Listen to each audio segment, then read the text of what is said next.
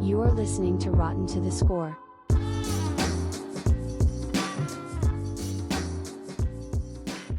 Hello, this is Rotten to the Score Fresh Takes, where we discuss a movie above 60% on Rotten Tomatoes, deeming it certified fresh on the tomato meter. We review said movie and give a score above or below 60%, therefore determining if the critics were right or if they were just being big dumb idiots. I am your co-host, Drayton Williams, and this is our other co-host, Jackson Smith. Yeah. How in the freaking hell are we doing, Jackie? I'll get into it a little bit later, but I'm okay. All right. I'm okay. I'm glad you're doing okay. I bet you're wondering what's up with this fresh takes thing. Yeah, right. Well, let me give you a little bit of context on this one. So we wanted to add some pizzazz to the podcast and throw in a short segment to talk, about critically acclaimed movies because critics can be wrong about those too. We're holding those critics accountable. Fresh take. All right. Fresh take.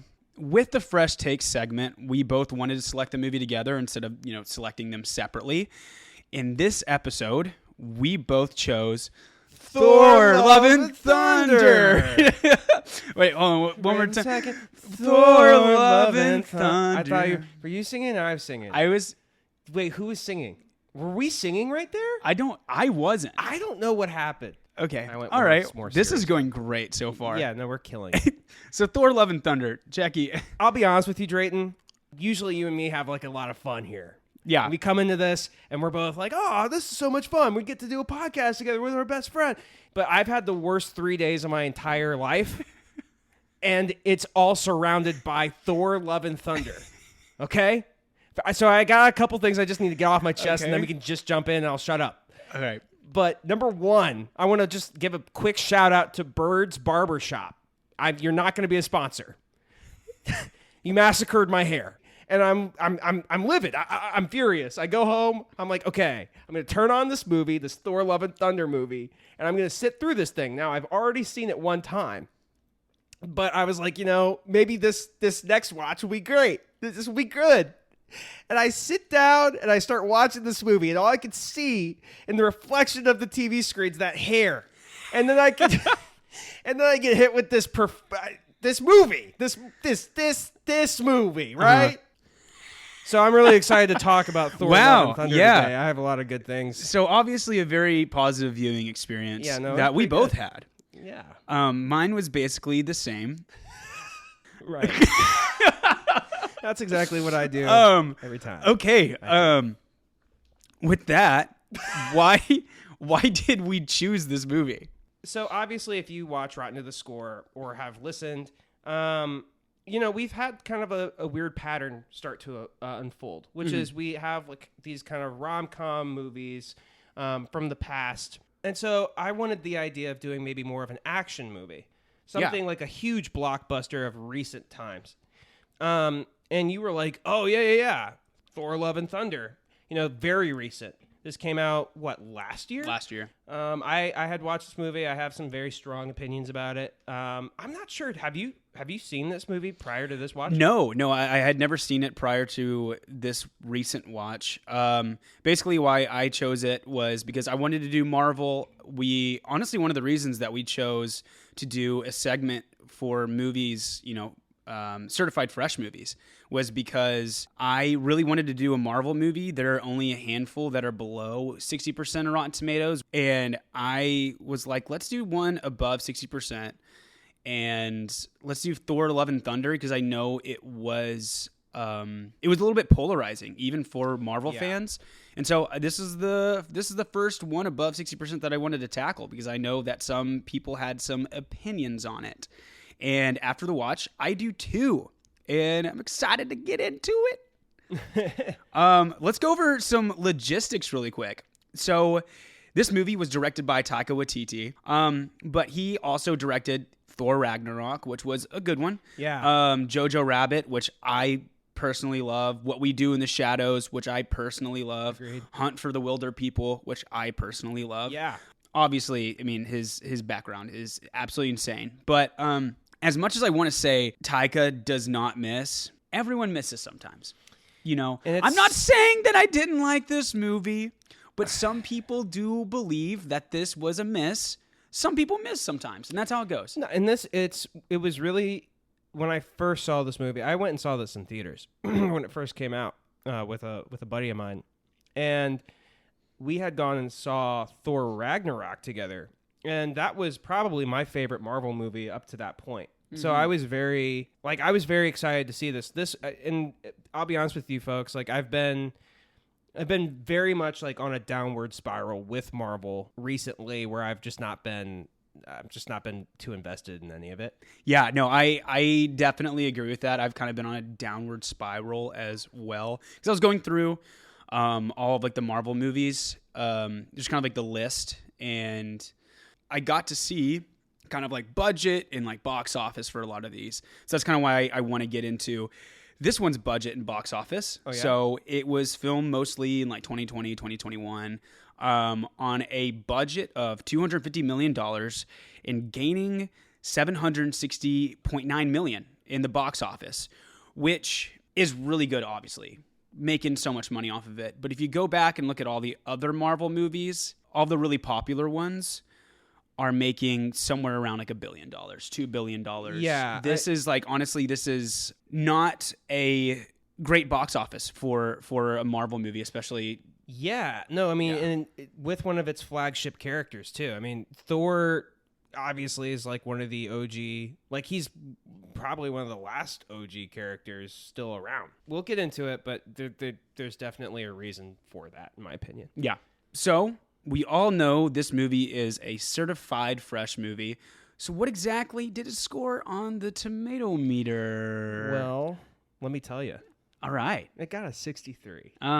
Percentage. It did, which is like, it's like right above. That's why I'm kind of glad that we did this one, because it's like, it is polarizing. It's like even the critics were kind of like, I'm not sure. Yeah. Let's just jump in. Cool. Let's jump into Let's do this. Now that we've covered the logistics of the movie, it's time to give the plot and our honest review of Thor Love and Thunder. Thor's retirement is interrupted by a galactic killer known as Gore the God Butcher, who seeks the extinction of the gods. To combat the threat, Thor enlists the help of King Valkyrie, Korg, and ex-girlfriend Jane Foster, who, to Thor's surprise, inexplicably wields his magical hammer, Mjolnir, as the mighty Thor. Together they embark upon a harrowing cosmic adventure to uncover the mystery of the God Butcher's vengeance and stop him before it's too late. At the top of this movie, how this movie has been marketed, how it's been built up, if you're an MCU person, you know that at the end of Endgame, that Thor goes away on the ship with the Guardians of the Galaxy. Yeah. So this entire time, prior to watching this movie, I'm like, this is a crazy cool like team up. It's the Guardians of the Galaxy and Thor. Yeah. That's why it's Love and Thunder. That's why it's being marketed as like this weird like 80s rock star thing. And I'm going to get into that in a minute. But basically, the Guardians of the Galaxy last probably 10 minutes of this movie. They're barely even there. And it's like super contractually obligated. But something I noticed when watching this movie, Love and Thunder, if you've lived under like the biggest rock of all time, is if you live under a rock. There you go. There it is. The poster of everything is and all of the like advertisement leading up to it was like they like somehow incorporate 80s rock into every little thing that Thor does. Like he's dressed like a fucking 80s rocker. It's just like very like it's in your face the entire movie to piss me off. Like it's just like not. It's just like such a weird turnaround for the character. I get they did that well, and I forgot which movie it was, but they did it well where he did the whole thing where he got really fat, and then he was like, "Oh, I'm a peaceful guy," and then like out of nowhere he's wearing like a leather vest, and I was just like, why? What was the thought process behind this? It's not like in space the Guardians had like leather vests just laying around. Yeah. Like he's just leather vest guy now. Yeah, just leather vest. There he goes. Like they hit you over the head the entire movie. Not like in the way Guardians of the Galaxy where like you get hit with like the 70s or 80s in their soundtrack. They just use like Sweet Child of Mine too much. Yeah. They'd be like, we got to go stop this guy. Okay. Hey, are we about to kiss? I have cancer? The entire movie. Oh gosh. Okay, one good decision that they did make with this one is putting Christian Bale in there. Yeah, I agree. He did a fantastic job. And so obviously his daughter dies. So after Gore buries his daughter, like they're in the desert, and then out of nowhere he just finds water, and like Rapu, a whole god, he just finds him on accident, and he's just sitting there, and the movie was just like, oh, here's water. Oh wait, Rapu's right there. Yeah. Also, there's a sword in your hand now. And he just kills Rapu and immediately becomes Gore the God Butcher. Yeah. And while there's a sword in Rapu's neck, he just says, "This sword, it's chosen you. Now you're cursed." And it's like, you can't, the sword is all the way through his neck, in his trachea, basically. And he's just like, "The sword, it's chosen you. Now you're cursed." And that's one of the big things with Marvel. I get that they have a younger crowd, but they force feed information a lot, which just hurts the dialogue. They also rush through like some significant character development for Thor. You were expecting there to be much more of like a conversation. Like Thor has lost everything. Now he's gained some stuff back. Now he's like a completely different person who has like no personality outside of like just being kind of a fucking moron the entire movie. Yeah, he's literally just an idiot. And I get that's his whole thing with the first Thor. It was like, oh, he's so stupid. Yeah. The thing with the first Thor is that he was so stupid on Earth because he didn't know how to do Earth things, and like eating pancakes and drinking coffee. And they were like, oh, he drinks so much coffee and eats so many pancakes, and he slams things on the ground. And with this one, now he's back in fucking space. Yeah. And he's still an idiot. But in this movie, they completely just nuke any sort of personality from this guy outside of just like, he's just like this braggadocious fucking moron. Nat, I'm glad you say that, because my main issue within the first 30 minutes of this movie, I felt like it was one of those 2000s spoof movies where it's just all jokes.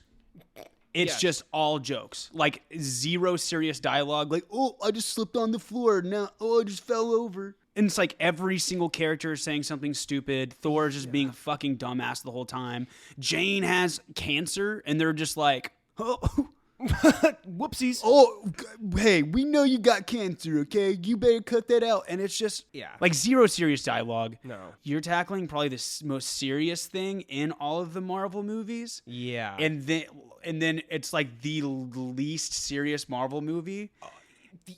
You just took away one of my big notes, which is this movie sets up, the first scene is a man starving in a desert, his daughter dying, losing his faith in God, killing the God that he lost faith in. And then you're immediately back in Thor world, and like you're saying, really bad thing here, really bad thing over here. In the middle, funny Thor and screaming goats, which really got old.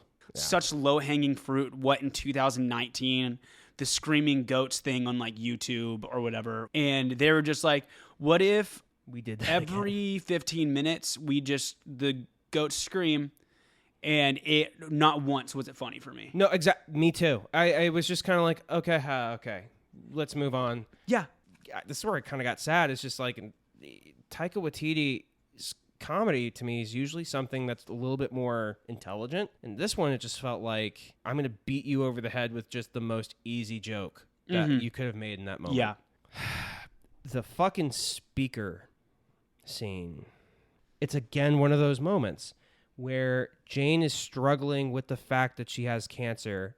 Obviously, we haven't touched on the fact Jane ends up becoming another kind of Thor. Also becomes Thor. She's like Thor 2. Mighty Thor. Mighty Thor, because Thor said to his hammer, "Hey, protect Jane." And there's a huge plot hole in that. Jane finds the hammer.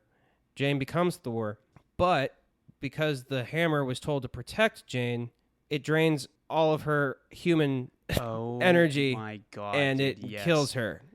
basically. It's Yes. killing her the more she touches the hammer, which is it's just such a fucking weird plot hole because, like, the hammer was told to protect Jane.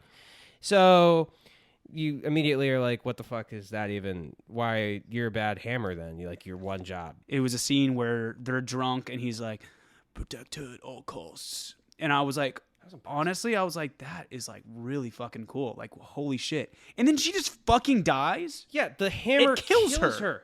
The hammer drains all of her energy to fight the cancer. She dies faster. She died.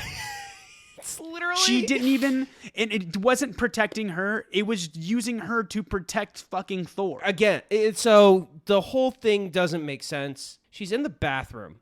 She's dealing with the fact that this hammer is making her cancer progressively worse. And she's sitting and she's like looking in the mirror. Every time she drops the hammer, it's like she's no longer the mighty Thor. She's like Jane. Yeah. And so she's obviously starting to look much more ill. And it's like sad. It's a sad moment. Valkyrie pops into the bathroom and is like, you want to hear this speaker? Oh my, the speaker scene. Uh-huh. It's so forced. And it's like, it's number one, the worst product placement I've ever seen. Oh yeah. And then number two, it's just like she just broke everything in that bathroom because she's dying. And now we're going to make a joke about speaker. I got speaker. And And they just start dancing. Yeah. As if they didn't know what to write in the movie. And they were just like, what if we just did jokes? There's one part when, Zeus shows up in this like little Zeus arena that he has. There's just an animated dumpling. He's a god. That's the whole, it's every god. All of them are gods. And I don't know what god that is, but yeah. So the animated dumpling was a god? The whole time, yeah. All of them are supposed to be gods of like different cultures. So that's why you like see like some like Egypt stuff going on in there. But I don't know what the dumpling represents. Like that's a whole other video for another day. Just diving into who do you think they like serve as dumplings?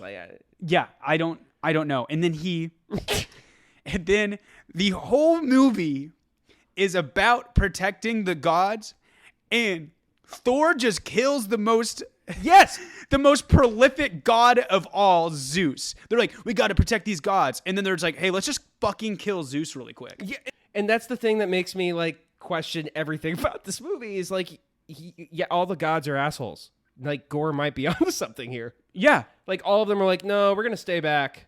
And another weird part of this film, there's like this fucking bizarre situation. Gore he steals all these children from Asgard to, I don't really know, to bring Thor to him. Yeah. And so Thor going to the gods is like, hey, I need you guys to like help me take some of these kids back. And the gods are like, no, we're assholes. And we suck. Yeah. And so Gore's like immediately, like I was kind of like, yeah, Gore should fucking murder these guys. Yeah. Yeah. That's like his whole deal. That's what Gore's like ultimate goal is to get to eternity and to ask eternity to kill all the gods. Mm-hmm. So this is why children are kidnapped. The only way you can open up the portal to get to eternity is through a god's, like, basically through Mjolnir. That's the thing with Marvel that also bothers me is they can just, I preach this constantly with people that are like, Drayton, you don't like Marvel? And I'm like, they can literally do anything that they fucking want in these movies. They're just like, there's a space guy in the space and he kills all the gods. We can do that. Oh, there's a door that you can just walk through and just wish anything. Why was that not something fucking before? That's exactly what I was going to touch when on. When half of MCU was obliterated, why did Thor not just go, hey, I'm going to go to this Eternity Stone thing and then bring everybody back? Because all you have to do is just wish one thing. It is powerful so enough easy to kill every fucking god that there is. And there wasn't a thought to just go back and just be like, hey, can you bring back all the people that died on Earth? Thank you. It's like such a huge plot hole in their entire thing. Massive plot hole because they do so much shit with these movies that it just starts to collapse in on itself because they're just like, yeah, we can do anything. Let's do it. And the next thing you know, it's like, oh, wait, that's plot hole. Wait, plot hole. Wait, plot hole. And it's like this whole thing is just riddled with plot holes. That's the thing, too, with Marvel that I really hate. They never stick to the high stakes. I think only, two have actually passed away. You got to make the stakes high. And you've lowered yourself now to the point where, like, if Eternity existed, like, that solves every problem you could have ever had. Like, if Thor just went and said, I wish Thanos didn't exist, then you bring back Tony Stark. Then you bring back all these people. So, yeah. I don't know. It just pisses me off. Yeah, there's a lot of things in this movie that just make zero sense. And so I have a little list of things that I was like, hey, that didn't make sense. All right. So here I go. Okay. The amount of times that Thor changes outfits in this movie by just doing whatever, just being like, here's my hammer, I'm going to touch it to the ground. And then he just changes outfits for no reason. Mid-battle, change the outfit. Oh, now he has a helmet. Yeah. Why? And this is another thing I hate about Marvel, probably with all my heart, is they will sacrifice good writing and good material for the shock of, oh, that happened in the comics. It's always just, they call it fan service. I think they've gone way too far in the fan service category. But yeah, I totally agree. Also, one thing, what the fuck is the Shadow Realm? They were just making shit up. And they make the Shadow Realm out to be this like, oh no, watch out, they're in the Shadow Realm. And I was like, holy shit, this Shadow Realm thing, it must be some serious business. This is going to be like where they do the final battle. They get there and it's the size of like 1/100th of Earth. And it's just a black and white planet. It's just a planet with no color, and that's it. And it's not even like there's more shadows than most of like all the other planets. It's just a planet that's in black and white. It's just why not just call it like the colorless world? It's the shadow world, and it's just a planet that's just in black and white. For what reason? No one knows.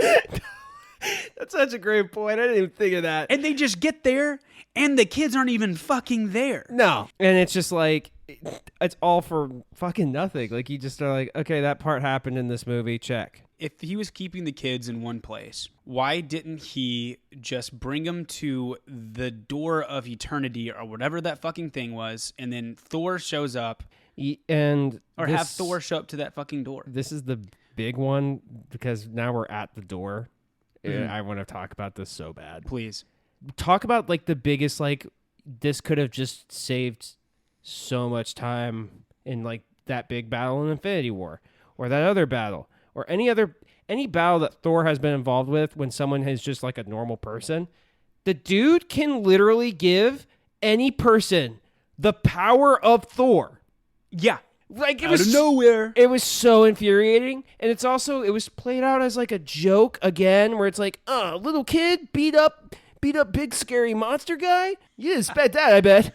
It's so fucking stupid. I'm not gonna lie, that was the one. What I said. What were my exact notes on this? The kids going ham and killing the shadow things. One was corny, but Yes. in a way, I will say it went really fucking hard. Yeah. Watching that Axel kid go off, like, because they got kids that were like trained in martial arts, so they were doing like spin kicks and shit and like doing backflips and stuff, and I was like, oh, that is kind of fucking sick. Yeah, that was kind of cool. If you put any kind of good, and then this is where they actually used Guns N' Roses to like help them. That soundtrack behind it was kind of nice. I think it was Welcome to the Jungle, but it was.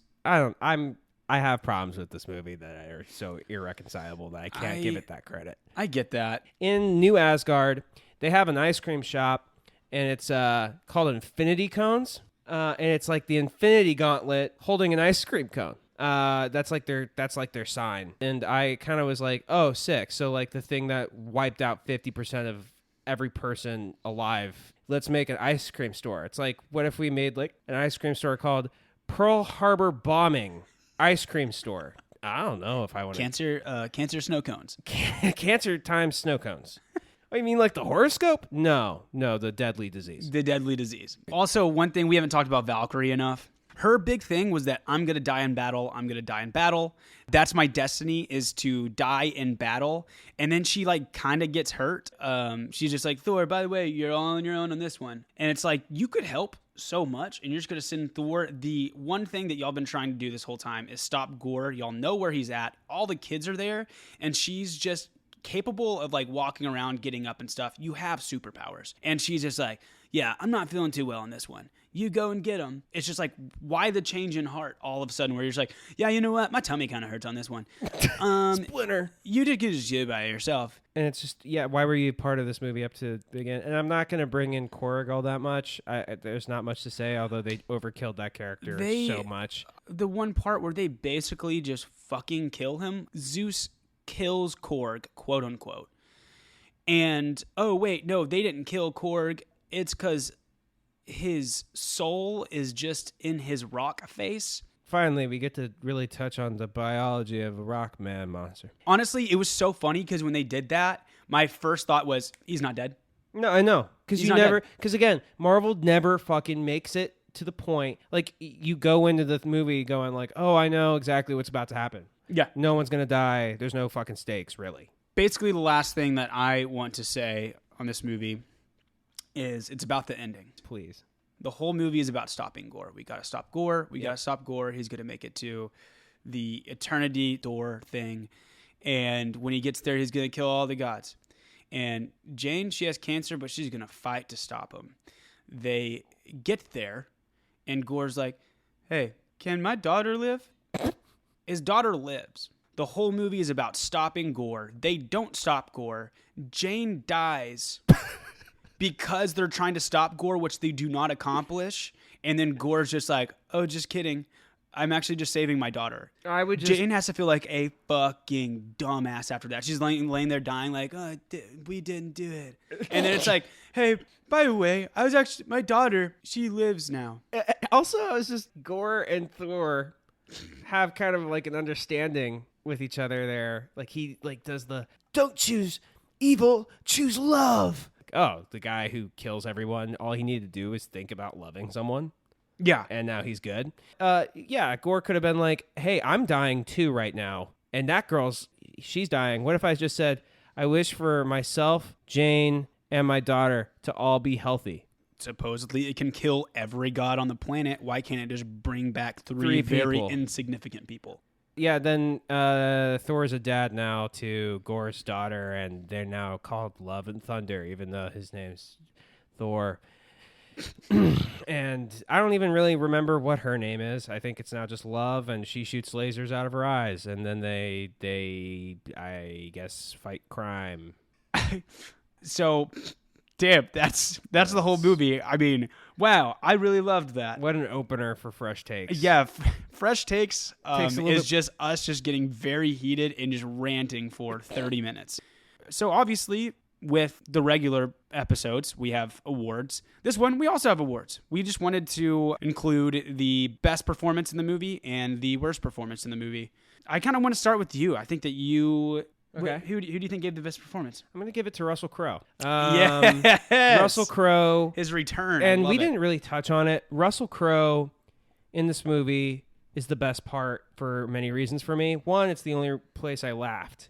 He made me laugh. And the reason was he just like sells it. He totally goes in with like full Greek accent, which I didn't expect. My favorite part of this movie when... you know, he gets right up close to Thor, and I don't know why this part, like, got me.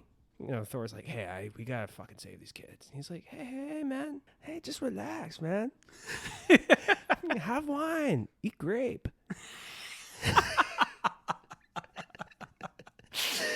Dude, he was so fucking good. Hit me with eat grape.